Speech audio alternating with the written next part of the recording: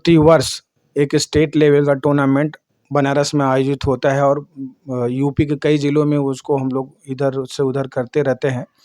और बाहर से कोच बुलाकर हम लोग स्टेट लेवल का, नेशनल लेवल का ट्रेनिंग कैंप भी कराते हैं, जिससे बच्चों का विकास और विस्तार हो सके और समाज में इसके प्रति लोग जागरूक हो सकें। और ज़्यादातर हम लोग का फोकस होता है कि लड़कियां इसमें बहुत पीछे रहती हैं, तो लड़कियां इसमें इन्वॉल्व हों, लड़कियां इसमें इंटरेस्ट लें, ताकि वो सेल्फ डिफेंस के नाम पे वो अपने स्वयं सुरक्षा करने के लिए वो सीखें और स्पोर्ट्स में आगे बढ़ने के लिए सीखें। पिछले 23 सालों से वहाँ पे चल रहा है और वहाँ के बच्चों ने ट्रेनिंग लेकर डिस्ट्रिक्ट से state, national, international, world level के टूर्नामेंटों में पार्टिसिपेट किया है और अपने देश और प्रदेश के लिए मेडल भी जीता है। जो भी खिलाड़ी कराटे के क्षेत्र में, मार्शल आर्ट के क्षेत्र में इंटरेस्टेड है, रुचि रखता है, वो हमारे किसी भी जिले में, उत्तर प्रदेश के 15 जिलों में और 6 राज्यों के और जिलों में संपर्क करके वहाँ ट्रेनिंग ले और वो डिस्ट्रिक्ट, स्टेट, नेशनल चैंपियनशिप खेले और अपना फ्यूचर बनाए।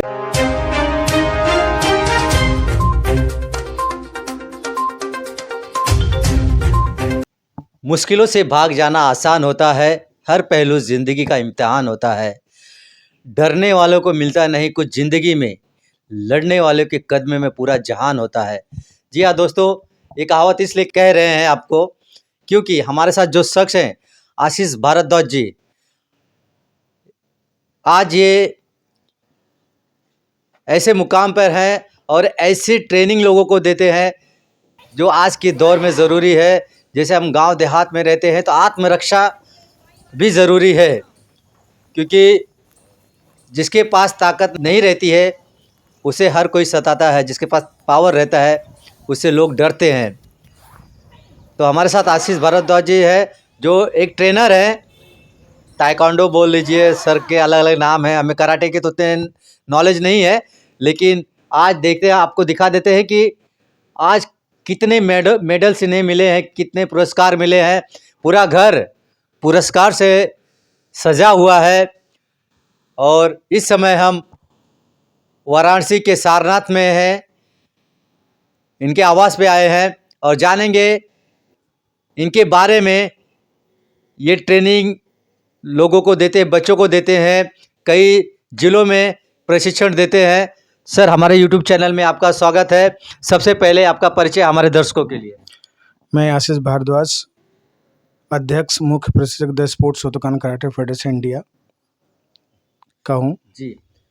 और आपने इतने तमाम आपके यहाँ घर में इतनी ट्रॉफियाँ लगी हैं, ये सोतो चैंपियन से क्या होता है? ये सोतो हमें तो कुछ पता नहीं है, लेकिन क्या इसका कुछ मकसद होगा? शोतोकान एक जापानीज नेम है जिसको हम लोग सर नेम बोलते हैं। कराटे के साथ जैसे यहाँ पे बहुत सारे स्कूल होते हैं, उनका खुद का स्कूल होता है, अपना नाम देते हैं, उसी तरह से वो शोतोकान एक सर नेम है और कराटे के साथ जुड़ा हुआ है, तो हम लोग उन्हीं के नाम से जानते हैं। और जापानीज मार्शल आर्ट्स है, अभी ये स्पोर्ट्स हो गया है, पूरे दुनिया में खेला जाता है और पिछले वर्ष ओलंपिक में भी था, अभी ओलंपिक में नहीं है, पर इसके डिस्ट्रिक्ट से लेके वर्ल्ड लेवल के टूर्नामेंट होते हैं जिसमें बच्चे सेलेक्टेड होके और वो क्वालिफाई करके चैंपियनशिप खेलते हैं। जिस हिसाब से आपके घर में इतने मेडल्स हैं, तो आपने कितनी प्रतियोगिताएं खेली हैं? मैं 1990 से शुरू किया हूँ और मेरे पिताजी एक पहलवान थे, वो कुश्ती लड़ते थे, हमको उन्होंने प्रेरित किया। 1.5 महीने हमने कुश्ती भी लड़ा, लेकिन पढ़ाई लिखाई होने के नाते लग रहा था कि नहीं, ये हमारे लायक नहीं है, कुछ नया करना चाहिए। फिर हमने 1.5 महीने बाद पास में एक कराटे क्लब को ज्वाइन किया और हमने कराटे में फिर अपना फ्यूचर बनाना शुरू किया। हमने ब्लैक बेल्ट 1997 में ब्लैक बेल्ट लिया और उसके बाद हमने अपना खुद का ट्रेनिंग देना शुरू कर दिया और वहीं से मेरी जर्नी शुरू हुई। और आज के डेट में उत्तर प्रदेश के 15 ज़िलों में और भारत के 6 स्टेट में कराटे हमारा चलता है और अभी निरंतर ये चलता आ रहा है। जैसे आपने कहा कि आपके पिताजी एक पहलवानी करते थे और आपका उसमें मन नहीं लगा, कराटे में ही क्यों? और भी अदर्स गेम थे, इसमें जाने का क्या रीज़न था? चूँकि उसमें एक चीज़ था कि पहलवान अपने शरीर पे पूरा मिट्टी मलते थे जी। और वो चीज़ें हमें पता नहीं क्यों नहीं अच्छा लगा कि नहीं यार, हम अब इतने पढ़े लिखे हो के भी मिट्टी मलेंगे अपने शरीर के ऊपर। तो हमको लगा कि नहीं, कुछ करना नया करना चाहिए। इससे निश्चित ये होता है कि बाप जो करता है वो बेटा नहीं करता है, उसे अच्छा ही करना कोशिश करता है। इसीलिए हमने इस खेल को, इस मार्शल आर्ट्स को, सेल्फ डिफेंस को चुना। जैसे कि आपने कहा कि ट्रेनिंग देते हैं आप, अभी तक आप लोगों ने कितने लोगों को ट्रेनिंग दी है और आपके बच्चे कहाँ तक, किस लेवल तक अब तक पहुँचे खेल में? हम और हमारे बहुत सारे जो हमारे द्वारा प्रशिक्षित ट्रेनर हैं, कोच हैं, वो हर जगह, हर ज़िले में, और जो हमने बोला कि बाकी के स्टेट में वो ट्रेनिंग देते हैं, स्कूलों में ट्रेनिंग देते हैं, प्राइवेट ट्रेनिंग देते हैं। लगभग इन 12 सालों में करीब 50,000 बच्चों को हमने ट्रेनिंग दे चुके हैं और निरंतर ट्रेनिंग देने का काम चल रहा है।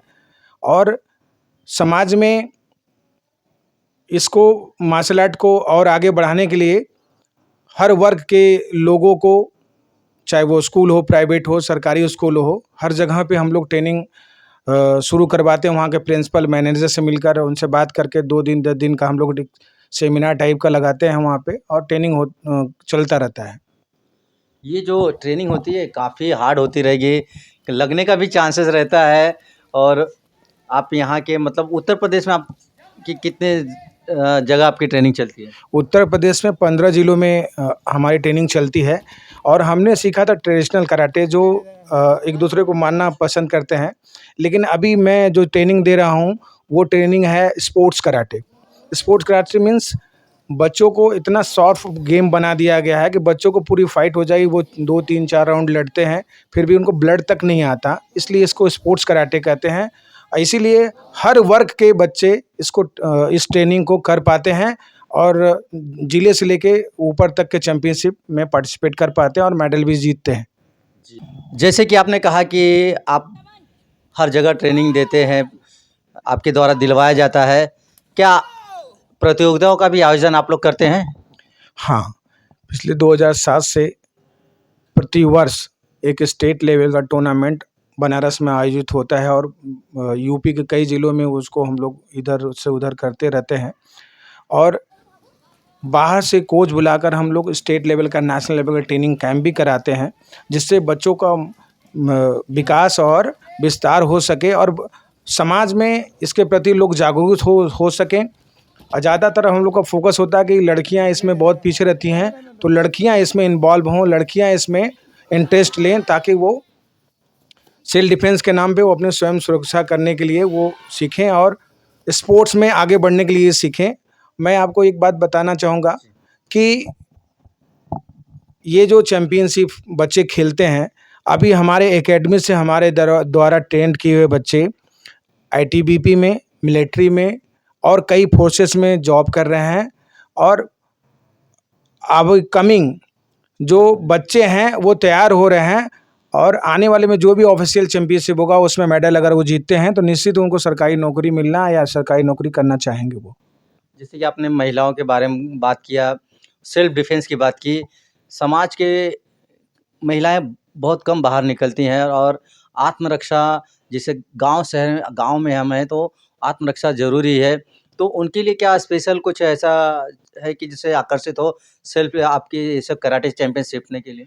अभी हम लोग, क्या होता है कि स्कूलों में प्रिंसिपल मैनेजर से मिलते हैं, उनसे अपनी बात बताते हैं, और स्कूल के ही बच्चों को ज़्यादातर हम लोग फोकस अभी किए हैं कि वहाँ पे वो आराम से हम लोगों को बच्चे मिल जाते हैं और वो सीखते हैं, मन से सीखते हैं और उनको सिखा भी पाते हैं। तो अभी जैसे सरकारी स्कूलों में भी गवर्नमेंट के भी द्वारा, हमारे उत्तर प्रदेश गवर्नमेंट के द्वारा बहुत सारे क्या कहते हैं स्कूलों में शुरू किया गया था, और वहाँ भी सेल्फ डिफेंस के नाम पे बच्चों को ट्रेनिंग, लड़कियों को स्पेशली कस्तूरबा इंटर कॉलेज में या कस्तूरबा कॉलेज है उसमें लड़कियों को भी सिखाया जा रहा था, जिसमें बनारस के बहुत सारे कोचेस हमारे जो थे वो ट्रेनिंग दे रहे थे। सर, ये जो आप ट्रेनिंग देते हैं, आपका मुख्य ब्रांच कहाँ पे, मुख्य हेड ऑफिस कहाँ पे है? ये हमारा मुख्य ट्रेनिंग सेंटर सम्राट अशोक पब्लिक स्कूल, गंज सारनाथ वाराणसी में पिछले 23 सालों से वहाँ पे चल रहा है। और वहाँ के बच्चों ने ट्रेनिंग लेकर डिस्ट्रिक्ट से state, national international world level के टूर्नामेंटों में पार्टिसिपेट किया है और अपने देश और प्रदेश के लिए मेडल भी जीता है। अच्छा, ये जो सर आप ट्रेनिंग देते हैं, इसमें कौन से समाज के बच्चे ज़्यादा इंटरेस्ट है इस लेवल इस फील्ड में आने के लिए? लगभग सभी समाज के बच्चे इंटरेस्टेड होते हैं जो भी स्पोर्ट्स करते हैं, खेल-कूद में रुचि रखते हैं। लेकिन हमारे एकेडमी में मौर्य समाज के और राजभर समाज के बहुत सारे बच्चे हैं, जो अच्छे घर के भी हैं, बहुत गरीब घर के भी हैं। लेकिन हम उन सभी लड़कों को, लड़कियों को उसी समान रूप से ट्रेनिंग दी जाती है और वो लोग एकेडमी को डिस्ट्रिक्ट, स्टेट, नेशनल लेवल पे मेडल भी जीत कर देते हैं और जो हमारे एकेडमी में उनका फ़ोटो, उनके बहुत सारे उस अचीवमेंट, उस उपलब्धियाँ वहाँ पे अंकित हैं। जैसे कि आपके बच्चे देश के लिए खेलते हैं, तो हम जानना चाहेंगे कि आपको सरकार की तरफ से अनुदान मिलता है कि नहीं मिलता है? नहीं, सरकार की तरफ से अभी कोई अनुदान नहीं मिलता हम लोगों को। हमारे एकेडमी को कुछ हमारे संपर्क में व्यक्ति विशेष हैं, जो माननीय लोग हैं, उनके माध्यम से बहुत सारे अनुदान हम लोगों को मिलते हैं, जिसके वजह से जिसके लिए लेकर हम लोग अपने खिलाड़ियों को ट्रेनिंग देते हैं और उनको और जो ज़रूरत की चीज़ें हैं, जैसे किट हुआ, लोअर टी-शर्ट हुआ, शूज़ हुआ या अगर उनका सिलेक्शन हुआ, तो नेशनल चैंपियनशिप के लिए रेलवे टिकट हुआ या उनके रहने का हुआ, ये सारी चीज़ों को हम लोग उनको उपलब्ध करवाते हैं। फिलहाल गवर्नमेंट से अभी हमारे संस्था को किसी तरह का कोई अनुदान नहीं मिलता है, अभी व्यक्तिगत ही चल रहा है। जैसे कि जो टैलेंटेड है, जो बच्चे सीखना चाहते हैं पैसे के अभाव में, क्या सरकार की तरफ से ऐसा आपको नहीं लगता कि सरकार की तरफ से अनुदान मिलना चाहिए, जो टैलेंटेड बच्चे हैं उनको आगे लेके आने के लिए? बिल्कुल मिलना चाहिए, लेकिन अभी ये कराटे है और जो खेल में अभी अभी माननीय प्रधानमंत्री की वजह से हमारे देश में जो खेल का स्तर बढ़ा है, आने वाले दिनों में फ्यूचर में संभवतः इसमें भी हमारे खेल में भी काफ़ी कुछ बदलाव हो सकता है। फिलहाल अभी हमें ऐसा नहीं लगता है कि अभी कोई बदलाव हुआ है, लेकिन फ्यूचर में हो सकता है, ऐसा लग रहा है। चलते-चलते आखिरी सवाल, इस फील्ड में जो अपना फ्यूचर बनाना चाहते हैं, क्या ऐसे लोग को आगे आना चाहिए? क्या संदेश देंगे जो इस फील्ड में आना चाहते हैं?